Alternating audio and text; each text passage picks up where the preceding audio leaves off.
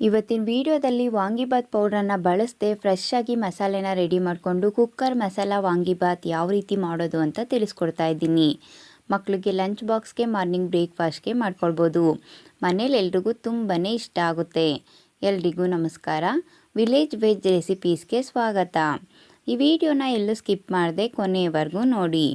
ತುಂಬಾ ರುಚಿಯಾಗಿರುವಂತಹ ಕುಕ್ಕರ್ ಮಸಾಲ ವಾಂಗಿಬಾತ್ ಯಾವ ರೀತಿ ಮಾಡೋದು ಅಂತ ನೋಡೋಣ. ಸ್ಟವ್ ಮೇಲೆ ಒಂದು ಕಡಾಯಿನ ಇಟ್ಕೊಂಡಿದ್ದೀನಿ. ಕಡಾಯಿಗೆ 1 ಟೇಬಲ್ ಸ್ಪೂನ್ ಆಗೋಷ್ಟು ಎಣ್ಣೆನ ಸೇರಿಸ್ಕೊತಾ ಇದ್ದೀನಿ. 1-2 ಪೀಸ್ ಚಕ್ಕೆ, 1-2 ಲವಂಗ, 1-2 ಏಲಕ್ಕಿನ ಸೇರಿಸ್ಕೊಂಡಿದ್ದೀನಿ. 1/4 ಟೇಬಲ್ ಸ್ಪೂನ್ ಆಗೋಷ್ಟು ಜೀರಿಗೆ, 1/4 ಟೇಬಲ್ ಸ್ಪೂನ್ ಆಗೋಷ್ಟು ಕರಿ ಮೆಣಸನ್ನು ಸೇರಿಸ್ಕೊಂಡಿದ್ದೀನಿ, ಅಂದರೆ ಕಾಳು ಮೆಣಸು. ಹಾಗೆ 1/4 ಟೇಬಲ್ ಸ್ಪೂನ್ ಆಗೋಷ್ಟು ಮೆಂತ್ಯ, 1 ಟೇಬಲ್ ಸ್ಪೂನ್ ಆಗೋಷ್ಟು ಕಡಲೆಬೇಳೆ, 1 ಟೇಬಲ್ ಸ್ಪೂನ್ ಆಗೋಷ್ಟು ಉದ್ದಿನಬೇಳೆನ ಸೇರಿಸ್ಕೊತಾ ಇದ್ದೀನಿ. ಹಾಗೆ 1 ಟೇಬಲ್ ಸ್ಪೂನ್ ಆಗೋಷ್ಟು ಧನಿಯಾನ ಸೇರಿಸ್ಕೊತಾ ಇದ್ದೀನಿ. ಈಗ ಎಲ್ಲ ಒಂದ್ಸರಿ ಚೆನ್ನಾಗಿ ಮಿಕ್ಸ್ ಮಾಡಿಕೊಂಡು ಫ್ರೈ ಮಾಡ್ಕೊತಾ ಇದ್ದೀನಿ.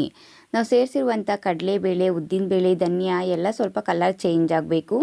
ಹಾಗೆ ಫ್ರೈ ಮಾಡಬೇಕಾದ್ರೆ ಸ್ವಲ್ಪ ಘಮ ಬರಬೇಕು. ಆ ರೀತಿ ಚೆನ್ನಾಗಿ ಮಿಕ್ಸ್ ಮಾಡಿಕೊಂಡು ಫ್ರೈ ಮಾಡ್ಕೋಬೇಕು. ಹೈ ಫ್ಲೇಮಲ್ಲೆಲ್ಲ ಮಾಡೋದಕ್ಕೆ ಹೋಗ್ಬೇಡಿ, ಕಪ್ಪಾಗ್ಬಿಡುತ್ತೆ. ಆದಷ್ಟು ಲೋ ಫ್ಲೇಮಲ್ಲಿ ಒಂದು 3ರಿಂದ 4 ನಿಮಿಷದವರೆಗೂ ಚೆನ್ನಾಗಿ ಫ್ರೈ ಮಾಡ್ಕೋಬೇಕು. ನೋಡಿ, ಇದೆಲ್ಲ ಸ್ವಲ್ಪ ಕಲರ್ ಚೇಂಜ್ ಆಗಿದೆ. ಈಗ ಒಂದು 8-10 ಎಸಳು ಕರಿಬೇವನ್ನು ಸೇರಿಸ್ಕೊಂಡಿದ್ದೀನಿ. ಹಾಗೆ ಒಂದು 12 ಬ್ಯಾಡಗಿ ಮೆಣಸಿಕಾಯಿನ ಕಟ್ ಮಾಡಿ ಸೇರಿಸ್ಕೊಂಡಿದ್ದೀನಿ. ಬ್ಯಾಡಗಿ ಮೆಣಸಿಕಾಯಿ ಸೇರಿಸೋದ್ರಿಂದ ಒಂದು ಒಳ್ಳೆ ಕಲರ್ ಬರುತ್ತೆ. ಹಾಗೆ ರುಚಿನೂ ಸಹ ತುಂಬಾ ಚೆನ್ನಾಗಿರುತ್ತೆ. ಈ ಕಪ್ಪಲ್ಲಿ ಒಂದು ಅರ್ಧ ಕಪ್ ಆಗೋಷ್ಟು ಒಣ ಕೊಬ್ಬರಿ ತುರಿ, 1/4 ಟೇಬಲ್ ಸ್ಪೂನ್ ಆಗೋಷ್ಟು ಗಸಗಸೆನ ಸೇರಿಸ್ಕೊಂಡಿದ್ದೀನಿ. ಹಾಗೆ 1/4 ಟೇಬಲ್ ಸ್ಪೂನ್ ಆಗೋಷ್ಟು ಅರಿಶಿಣನ ಸೇರಿಸ್ಕೊಂಡಿದ್ದೀನಿ. ಈಗ ಎಲ್ಲ ಒಂದ್ಸರಿ ಚೆನ್ನಾಗಿ ಮಿಕ್ಸ್ ಮಾಡಿಕೊಂಡು ಫ್ರೈ ಮಾಡ್ಕೊತಾ ಇದ್ದೀನಿ. ಇದನ್ನೇನು ಜಾಸ್ತಿ ಹೊತ್ತು ಫ್ರೈ ಮಾಡ್ಕೊಳ್ಳೋ ಅಗತ್ಯ ಇಲ್ಲ. ಲೋ ಫ್ಲೇಮಲ್ಲಿ 1 ನಿಮಿಷ ಫ್ರೈ ಮಾಡಿಕೊಂಡ್ರೆ ಸಾಕು. ಈಗ ಇದನ್ನು ಒಂದು 5 ನಿಮಿಷ ತಣ್ಣಗಾಗೋದಕ್ಕೆ ಹಾಗೆ ಇಡ್ತೀನಿ. ಈಗ ಒಂದು ಮಿಕ್ಸಿ ಜಾರ್ ತೊಗೊಂಡಿದ್ದೀನಿ. ಮಿಕ್ಸಿ ಜಾರ್ಗೆ ಫ್ರೈ ಮಾಡಿರೋದೆಲ್ಲ ತಣ್ಣಗಾಗಿದೆ. ಅದನ್ನೆಲ್ಲ ಸೇರಿಸ್ಬಿಟ್ಟು ನೀರೇನು ಸೇರಿಸೋದು ಬೇಡ, ಹಾಗೆ ಸ್ವಲ್ಪ ರುಬ್ಕೊಬರೋಣ. ನೋಡಿ, ಈಗ ನಾನು ಇದನ್ನು ಸ್ವಲ್ಪ ತರ್ತರಿಯಾಗಿ ರುಬ್ಕೊಬಂದಿದ್ದೀನಿ. ಈಗ ರುಬ್ಬೋದಕ್ಕೆ ಎಷ್ಟು ಬೇಕೋ ಅಷ್ಟು ನೀರನ್ನು ಸೇರಿಸ್ಕೊಂಡು ರುಬ್ಕೊಬರೋಣ. ನಾವಿದನ್ನು ತುಂಬ ನುಣ್ಣಗೆ ಪೇಸ್ಟ್ ರೀತಿ ರುಬ್ಕೋಬೇಕು. ಈಗ ಸ್ಟವ್ ಮೇಲೆ ಒಂದು ಕುಕ್ಕರ್ನ ಇಟ್ಕೊಂಡಿದ್ದೀನಿ. ಕುಕ್ಕರ್ಗೆ ಒಂದು 3 ಟೇಬಲ್ ಸ್ಪೂನ್ ಆಗೋಷ್ಟು ಎಣ್ಣೆನ ಸೇರಿಸ್ಕೊತಾ ಇದ್ದೀನಿ. ಎಣ್ಣೆ ಸ್ವಲ್ಪ ಬಿಸಿ ಆದಮೇಲೆ ಸ್ವಲ್ಪ ಸಾಸಿವೆ, ಒಂದು 8-10 ಎಸಳು ಕರಿಬೇವು, 1/4 ಟೇಬಲ್ ಸ್ಪೂನ್ ಆಗೋಷ್ಟು ಜೀರಿಗೆನ ಸೇರಿಸ್ಕೊತಾ ಇದ್ದೀನಿ. ಹಾಗೆ 1-2 ಬ್ಯಾಡಗಿ ಮೆಣಸಿಕಾಯಿನ ಕಟ್ ಮಾಡಿ ಸೇರಿಸ್ಕೊತಾ ಇದ್ದೀನಿ. ಒಂದು 8-10 ಗೋಡಂಬಿನ ಸೇರಿಸ್ಕೊತಾ ಇದ್ದೀನಿ. ನೀವು ಬೇಕು ಅಂದರೆ ಸೇರಿಸ್ಕೋಬೋದು, ಇಲ್ಲಾಂದರೆ ಸ್ಕಿಪ್ ಮಾಡ್ಕೋಬೋದು. ಹಾಗೆ 1 ಟೇಬಲ್ ಸ್ಪೂನ್ ಆಗೋಷ್ಟು ಕಡಲೆಬೇಳೆ, 1 ಟೇಬಲ್ ಸ್ಪೂನ್ ಆಗೋಷ್ಟು ಉದ್ದಿನಬೇಳೆನ ಸೇರಿಸ್ಕೊತಾ ಇದ್ದೀನಿ. ಈಗ ಎಲ್ಲ ಒಂದ್ಸರಿ ಚೆನ್ನಾಗಿ ಮಿಕ್ಸ್ ಮಾಡಿಕೊಂಡು ಫ್ರೈ ಮಾಡ್ಕೊತಾ ಇದ್ದೀನಿ.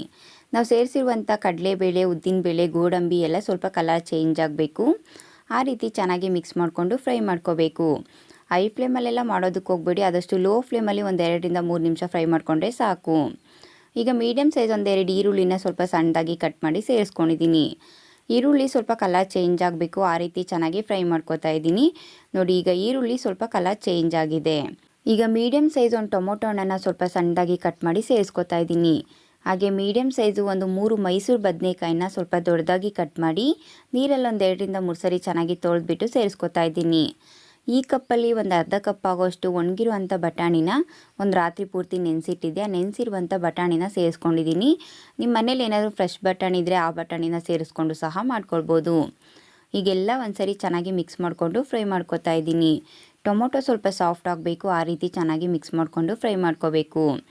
ನೋಡಿ, ಈಗ ಮೀಡಿಯಮ್ ಫ್ಲೇಮಲ್ಲಿ ಇಟ್ಕೊಂಡು ಒಂದು 3 ನಿಮಿಷ ಫ್ರೈ ಮಾಡ್ಕೊಂಡಿದ್ದೀನಿ. ಟೊಮೊಟೊ ಸ್ವಲ್ಪ ಸಾಫ್ಟ್ ಆಗಿದೆ. ಇಷ್ಟು ಫ್ರೈ ಮಾಡಿಕೊಂಡ್ರೆ ಸಾಕು. ಈಗ ನಾನು ಆವಾಗಲೇ ಮಸಾಲೆ ರುಬ್ಬಿಟ್ಕೊಂಡಿದ್ನಲ್ವ, ಆ ರುಬ್ಬಿರುವಂಥ ಮಸಾಲೆನ ಸೇರಿಸ್ಕೊಂಡಿದ್ದೀನಿ. ಹಾಗೆ ಒಂದು ಗೋಲಿ ಗಾತ್ರದಷ್ಟು ಹುಣಸೆಹಣ್ಣನ್ನು ನೀರಲ್ಲಿ ಚೆನ್ನಾಗಿ ತೊಳೆದ್ಬಿಟ್ಟು ನೆನೆಸಿಟ್ಟಿದ್ದೆ. ಆ ನೆನೆಸಿರುವಂಥ ಹುಣಸೆಹಣ್ಣಿನ ರಸನ ಸೇರಿಸ್ಕೊಂಡಿದ್ದೀನಿ. ಒಂದು 1/2 ಟೇಬಲ್ ಸ್ಪೂನ್ ಆಗೋಷ್ಟು ಕುಟ್ಟಿ ಪುಡಿ ಮಾಡಿರುವಂಥ ಪುಡಿ ಬೆಲ್ಲನ ಸೇರಿಸ್ಕೊಂಡಿದ್ದೀನಿ. ಹಾಗೆ ಸ್ವಲ್ಪ ಸಣ್ಣದಾಗಿ ಕಟ್ ಮಾಡಿರುವಂಥ ಕೊತ್ತಂಬರಿ ಸೊಪ್ಪನ್ನು ಸೇರಿಸ್ಕೊಂಡಿದ್ದೀನಿ. ಈಗೆಲ್ಲ ಒಂದ್ಸರಿ ಚೆನ್ನಾಗಿ ಮಿಕ್ಸ್ ಮಾಡಿಕೊಂಡು ಫ್ರೈ ಮಾಡ್ಕೊತಾ ಇದ್ದೀನಿ. ನಾವು ಸೇರಿಸಿರುವಂಥ ಮಸಾಲೆ ಎಲ್ಲ ಹಸಿ ವಾಸನೆ ಹೋಗಬೇಕು. ಹಾಗೆ ಇದ್ರ ಜೊತೆ ತುಂಬ ಚೆನ್ನಾಗಿ ಹೊಂದ್ಕೋಬೇಕು. ಆ ರೀತಿ ಚೆನ್ನಾಗಿ ಮಿಕ್ಸ್ ಮಾಡಿಕೊಂಡು ಫ್ರೈ ಮಾಡ್ಕೋಬೇಕು. ಹೈ ಫ್ಲೇಮಲ್ಲೆಲ್ಲ ಮಾಡೋದಕ್ಕೆ ಹೋಗ್ಬಿಡಿ, ತಳ ಹಿಡಿದ್ಬಿಡುತ್ತೆ. ಆದಷ್ಟು ಲೋ ಫ್ಲೇಮಲ್ಲಿ ಒಂದು 2ರಿಂದ 3 ನಿಮಿಷ ಫ್ರೈ ಮಾಡಿಕೊಂಡ್ರೆ ಸಾಕು. ನೋಡಿ, ಈಗ ಮಸಾಲೆ ಎಲ್ಲ ಸ್ವಲ್ಪ ಹಸಿ ವಾಸನೆ ಹೋಗಿದೆ. ಹಾಗೆ ಇದ್ರ ಜೊತೆ ತುಂಬ ಚೆನ್ನಾಗಿ ಹೊಂದ್ಕೊಂಡಿದೆ. ಈಗ ಮೆಜರ್ಮೆಂಟ್ ಕಪ್ಪಲ್ಲಿ 1.5 ಕಪ್ ಆಗೋಷ್ಟು ಸೋನಾ ಮಸೂರಿ ಅಕ್ಕಿನ ನೀರಲ್ಲಿ ಒಂದು 2ರಿಂದ 3 ಸರಿ ಚೆನ್ನಾಗಿ ತೊಳೆದಿದ್ದೆ. ತೊಳೆದಿರುವಂಥ ಅಕ್ಕಿನ ಕುಕ್ಕರ್ಗೆ ಸೇರಿಸ್ಕೊಂಡು ಅದೇ ಮೆಜರ್ಮೆಂಟ್ ಕಪ್ಪಲ್ಲಿ 3 ಕಪ್ ಆಗೋಷ್ಟು ನೀರನ್ನು ಸೇರಿಸ್ಕೊಂಡಿದ್ದೀನಿ. ನೀರನ್ನು ಸೇರಿಸ್ಬಿಟ್ಟು ಎಲ್ಲ ಒಂದ್ಸರಿ ಚೆನ್ನಾಗಿ ಮಿಕ್ಸ್ ಮಾಡ್ಕೊತಾ ಇದ್ದೀನಿ. ಈ ರೀತಿ ಚೆನ್ನಾಗಿ ಮಿಕ್ಸ್ ಮಾಡಿಬಿಟ್ಟು ಮೀಡಿಯಮ್ ಫ್ಲೇಮಲ್ಲಿ ಇಟ್ಬಿಟ್ಟು ಇದು ಒಂದು ಕುದಿ ಬರಬೇಕು. ನೋಡಿ ಈಗ ತುಂಬ ಚೆನ್ನಾಗಿ ಕುದೀತಾ ಇದೆ. ಈ ಟೈಮಲ್ಲಿ ನಾನು ರುಚಿಗೆ ತಕ್ಕಷ್ಟು ಉಪ್ಪನ್ನು ಸೇರಿಸ್ಕೊಂಡಿದ್ದೀನಿ. ಉಪ್ಪನ್ನು ಸೇರಿಸ್ಬಿಟ್ಟು ಮತ್ತೆ ಒಂದ್ಸರಿ ಎಲ್ಲ ಚೆನ್ನಾಗಿ ಮಿಕ್ಸ್ ಮಾಡ್ಕೊತಾ ಇದ್ದೀನಿ. ಈ ರೀತಿ ಚೆನ್ನಾಗಿ ಮಿಕ್ಸ್ ಮಾಡಿಬಿಟ್ಟು ಮೀಡಿಯಮ್ ಫ್ಲೇಮಲ್ಲೇ ಇಟ್ಬಿಟ್ಟು ಕುಕ್ಕರ್ ಕ್ಯಾಪನ್ನು ಕ್ಲೋಸ್ ಮಾಡಿ 2 ವಿಸಲ್ ಕೂಗಿಸ್ಕೋಬೇಕು. ನೋಡಿ ಈಗ 1-2 ವಿಸಲ್ ಆಗಿದೆ. ನಾನು ನಿಮಗೆ ಕುಕ್ಕರ್ ಕ್ಯಾಪನ್ನು ಓಪನ್ ಮಾಡಿ ತೋರಿಸ್ತಾ ಇದ್ದೀನಿ. ಈ ಕುಕ್ಕರ್ ಮಸಾಲ ವಾಂಗಿಬಾತ್ ಪರಿಮಳ ಅಂತೂ ತುಂಬ ಚೆನ್ನಾಗಿ ಬರ್ತಾ ಇದೆ. ನೋಡಿ ಈಗ ನಾನೆಲ್ಲ ಒಂದ್ಸರಿ ಚೆನ್ನಾಗಿ ಮಿಕ್ಸ್ ಮಾಡ್ಕೊತಾ ಇದ್ದೀನಿ. ರೈಸ್ ಎಲ್ಲ ತುಂಬ ಉದುದ್ರಾಗಿದೆ. ನೀವು ಯಾವುದೇ ರೈಸ್ ಐಟಮ್ ಮಾಡಿಕೊಂಡ್ರು ಅಷ್ಟೇ ರೈಸು ಉದುದ್ರಾಗಿದ್ದರೆ ತಿನ್ನೋದಕ್ಕೆ ತುಂಬಾ ರುಚಿಯಾಗಿರುತ್ತೆ. ನೋಡಿ ಈಗ ನಾನೆಲ್ಲ ಒಂದ್ಸರಿ ಚೆನ್ನಾಗಿ ಮಿಕ್ಸ್ ಮಾಡ್ಕೊಂಡಿದ್ದೀನಿ. ತುಂಬಾ ರುಚಿಯಾಗಿರುವಂತಹ ಕುಕ್ಕರ್ ಮಸಾಲ ವಾಂಗಿಬಾತ್ ಸಿದ್ಧ ಆಗಿದೆ. ಈ ಮಸಾಲ ವಾಂಗಿಬಾತ್ನ ನೀವು ಹಾಗೆ ಬೇಕಿದ್ರೂ ಸರ್ವ್ ಮಾಡಿಕೊಂಡು ಟೇಸ್ಟ್ ಮಾಡ್ಬೋದು, ಅಥವಾ ಕಾಯಿ ಚಟ್ನಿ ಜೊತೆ ಸಹ ನೀವು ಸರ್ವ್ ಮಾಡಿಕೊಂಡು ಟೇಸ್ಟ್ ಮಾಡ್ಬೋದು. ತುಂಬಾ ರುಚಿಯಾಗಿರುತ್ತೆ.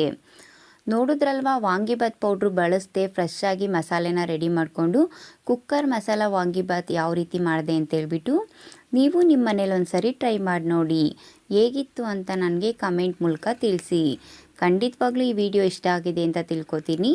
ಈ ವಿಡಿಯೋ ಇಷ್ಟ ಆದರೆ ನಿಮ್ಮ ಫ್ರೆಂಡ್ಸು, ನಿಮ್ಮ ಫ್ಯಾಮಿಲಿಗೆ ಶೇರ್ ಮಾಡೋದ್ರ ಮೂಲಕ ನನಗೆ ಸಪೋರ್ಟ್ ಮಾಡಿ.